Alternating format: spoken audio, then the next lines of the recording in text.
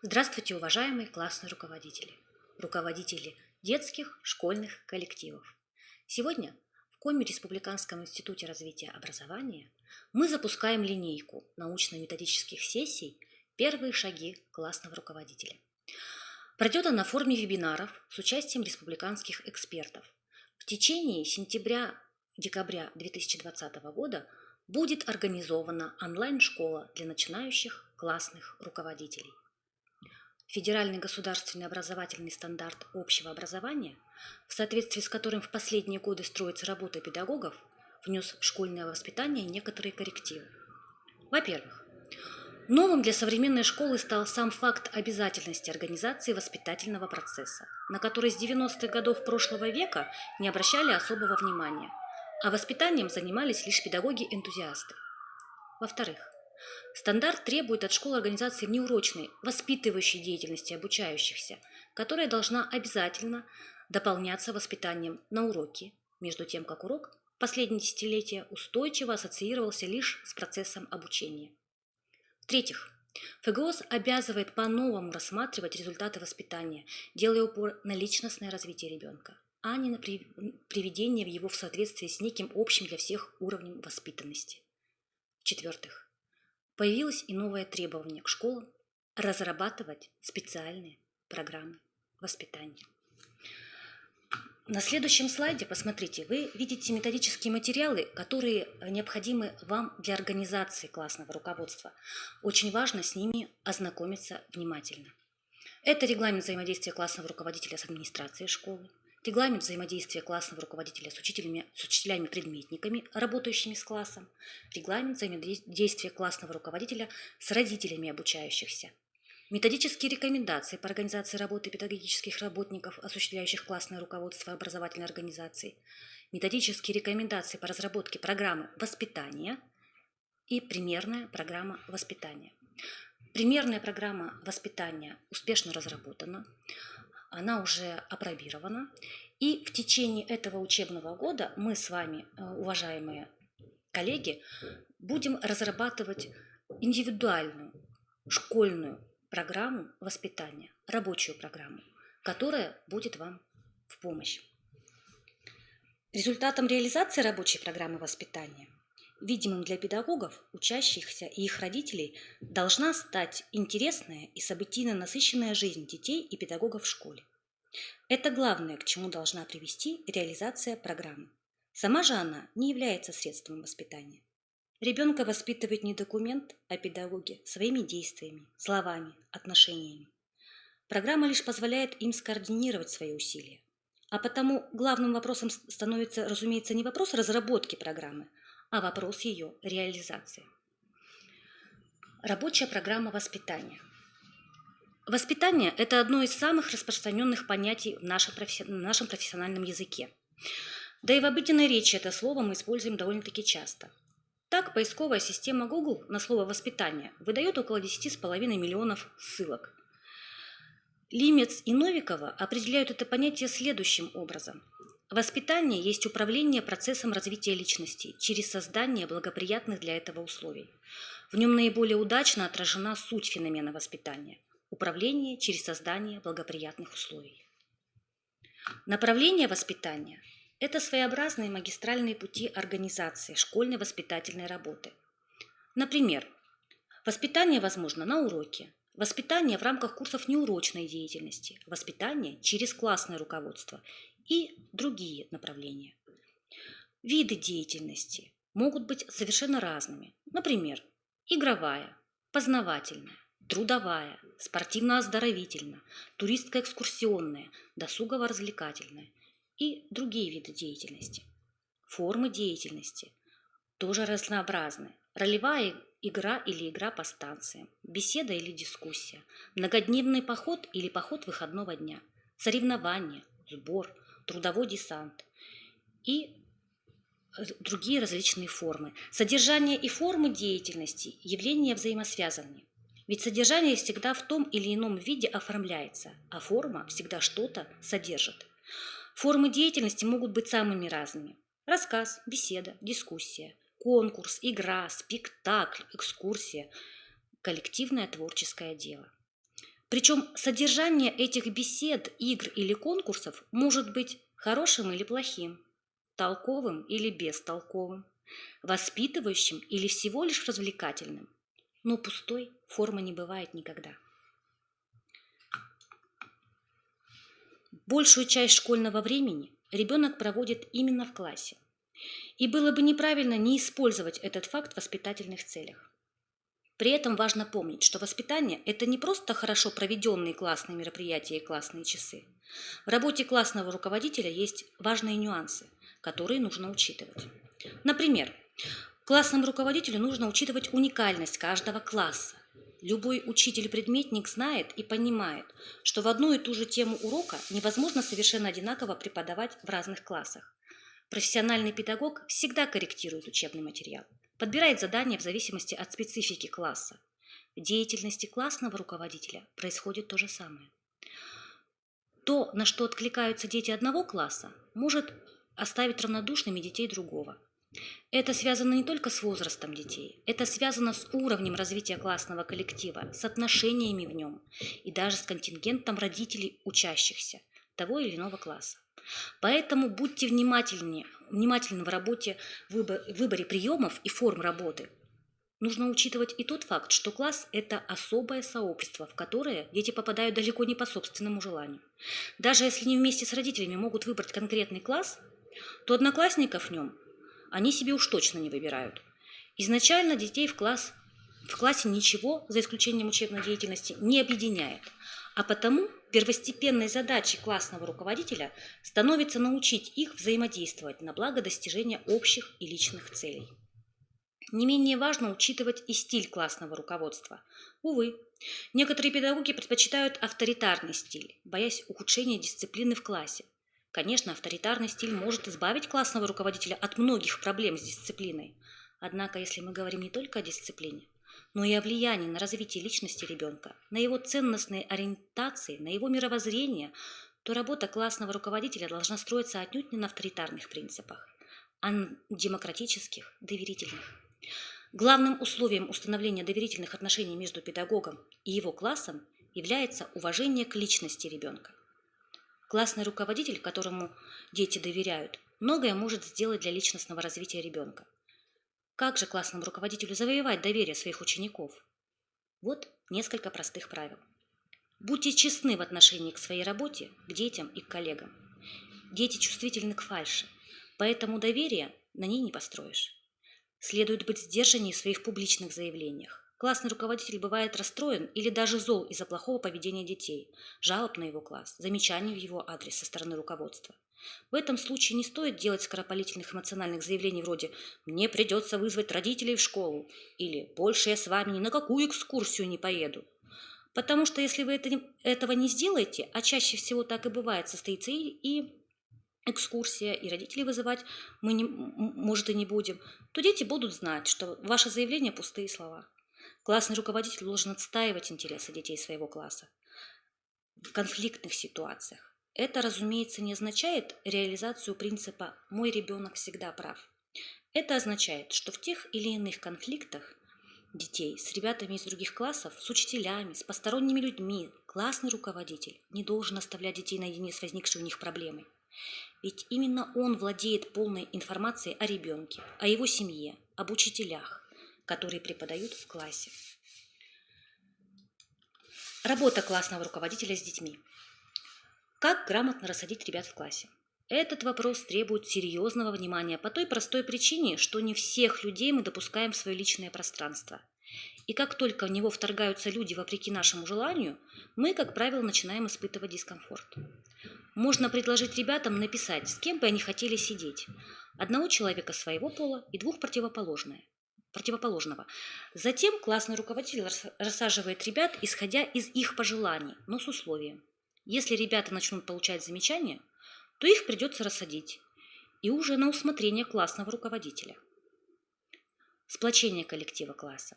Данное направление работы классного руководителя является чрезвычайно важным, поскольку коллектив является средой и одним из важнейших условий воспитания школьника.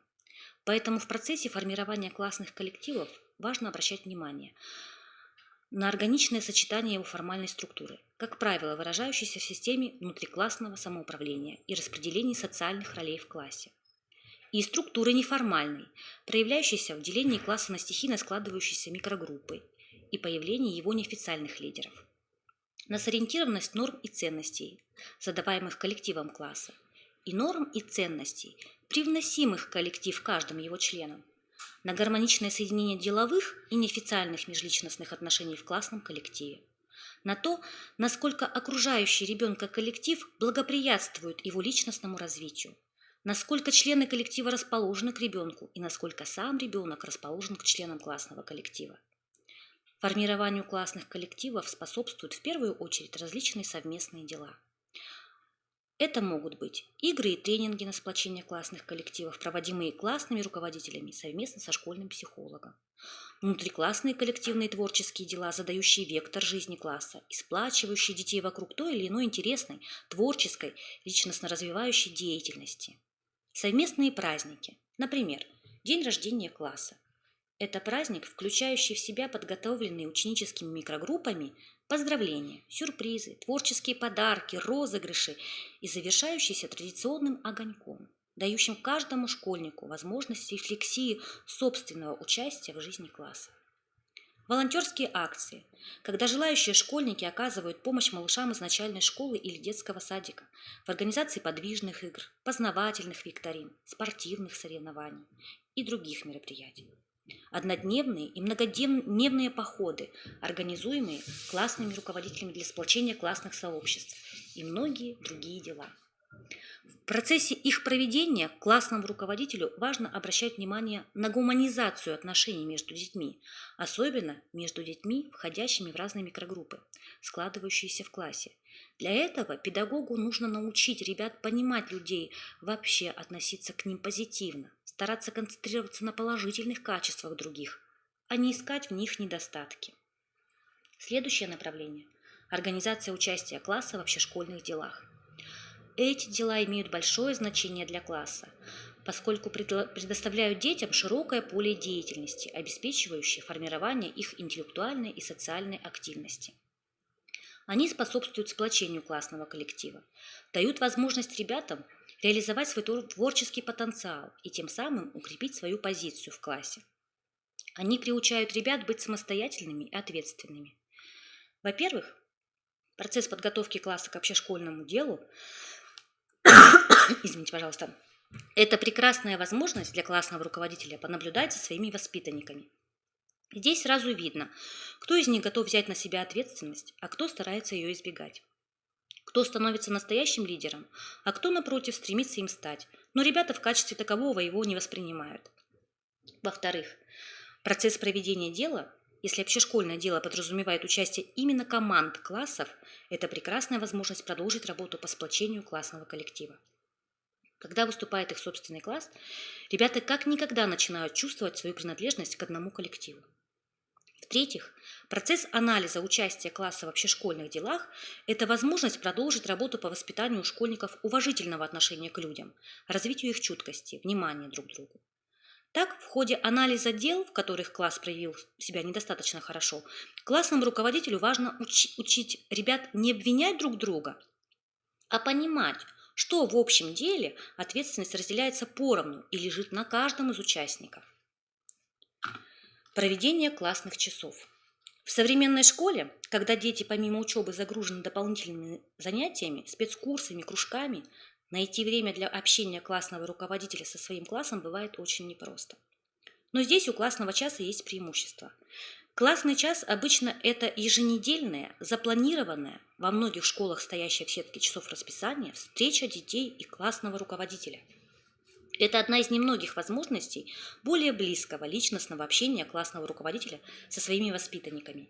Не использовать воспитательный потенциал этой встречи при общей занятости, как учителя, так и детей класса, было бы неправильно. Что способствует успеху классного часа? Уважительное отношение к личности ребенка, активная позиция каждого ребенка, тщательный отбор информации, соответствующей возрасту и потребностям детей, предоставление ребятам возможности обсуждения принятия решений, создание благоприятной среды для общения. К сожалению, очень часто классный час ничем не отличается от урока. А ведь он может стать событием для ребенка, пусть маленьким, но событием. Ребенок должен уходить с классного часа с ожиданием следующей встречи, любопытством и светлыми мыслями. Работа классного руководителя с учителями-предметниками. Классный руководитель выступает связующим звеном между классом и педагогами, работающими в нем.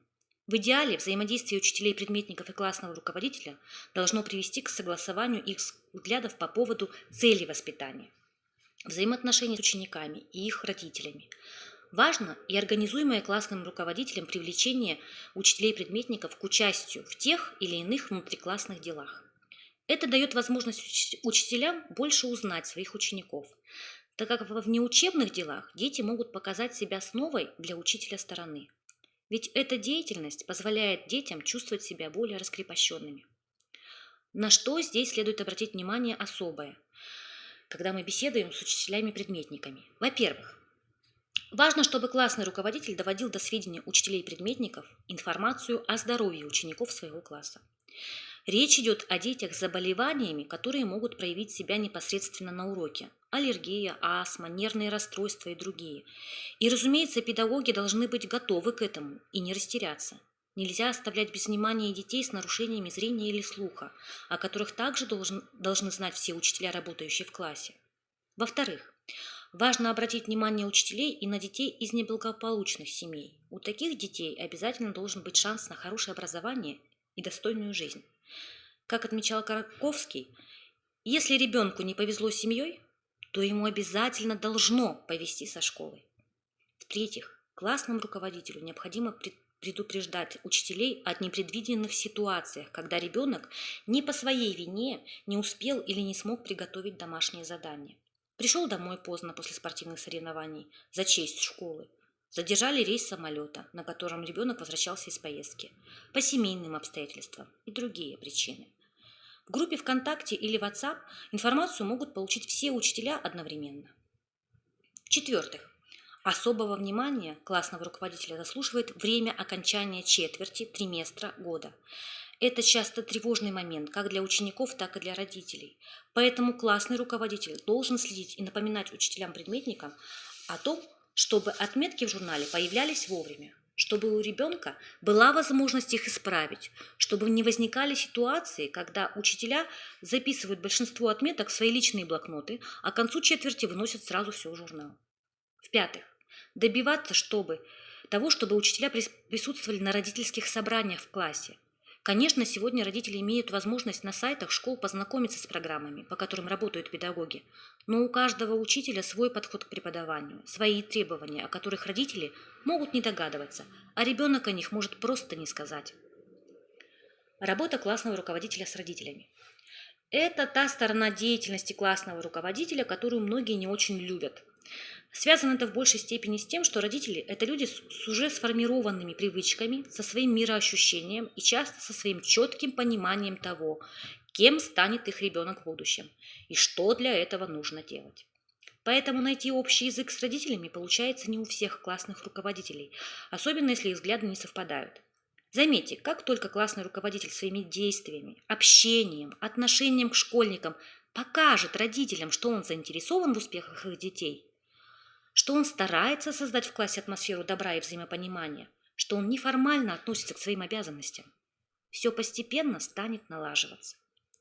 Деятельность, которой занимаются родители наших школьников, накладывает на них свой отпечаток. Лишь небольшое число родителей, преимущественно те, профессия которых относится к типу человек-человек, обладает некими фоновыми знаниями в области педагогики и психологии. Большинством же родителей процесс воспитания осуществляется спонтанно и интуитивно. Эти различия между родителями школьников нужно учитывать тогда, когда вы общаетесь с кем-то из них. В этой же связи помните о том, что для большинства родителей ненавязчивое педагогическое просвещение очень необходимо и актуально. Это не означает, что родительские собрания нужно обязательно превращать в лекции или организовывать специальный родительский лекторий. Это значит, что на каждом собрании классный руководитель может уделять немного времени вопросам, которые могут помочь родителям в общении и с их собственными детьми, и с педагогами. Практика показывает, что многие родители далеко не всегда хорошо знакомы со школьной жизнью своего ребенка. Причина может крыться не только в незаинтересованности родителей, но и в особенностях ребенка. Многие дети скрытны и предпочитают не рассказывать о школьной жизни своим домашним. В этой связи классному руководителю важно стараться максимально информировать родителей о жизни класса и о достижениях детей. Иногда родители лишь от классного руководителя узнают о скрытых талантах и возможностях своих собственных детей. Хорошо, когда в классе есть дела, которые объединяют педагогов, детей и родителей. Родители должны понимать, что от того, насколько сплоченным станет родительский коллектив класса, зависит и состояние детского коллектива. С этой целью можно организовывать всевозможные родительские гостиные, семейные киноклубы, семейные театры, творческие семейные мастерские, выпуски семейных газет, общие празднования дней рождения детей, совместные походы, выезды на экскурсии.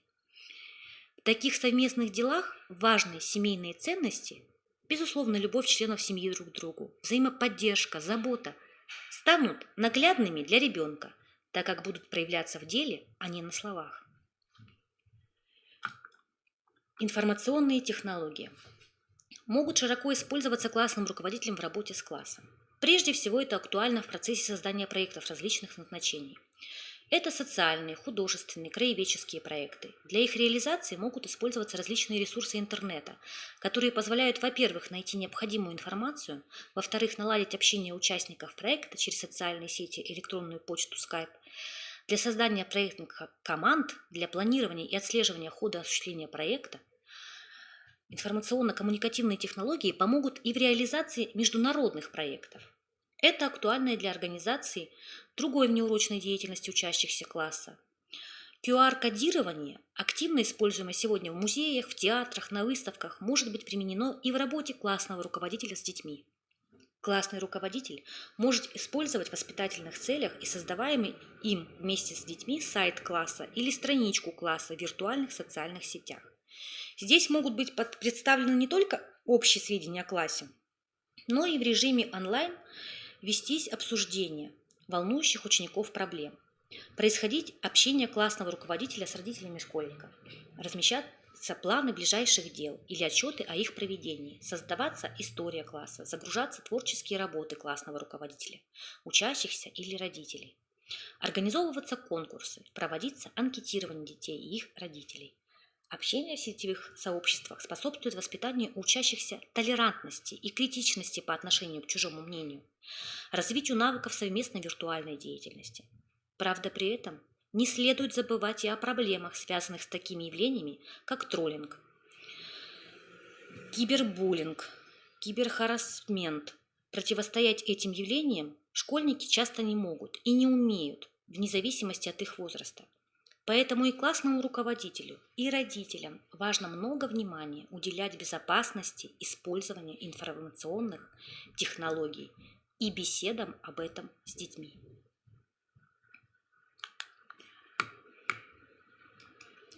Ну что ж, уважаемые коллеги, подводя итоги, заметим, что классный руководитель имеет дело с постоянно развивающимися личностями своих детей. А потому он и сам должен постоянно развиваться, работать над совершенствованием самого себя. Собственное развитие стимулирует работу мыслей и не дает педагогу находиться в стагнации. Нас ждет впереди интересная, творческая, продуктивная работа. Я думаю, что линейка наших онлайн-семинаров и вебинаров будет для вас полезной. И много интересных и радостных открытий будут ожидать наших обучающихся и учителей школ Республики Коми. До новых встреч!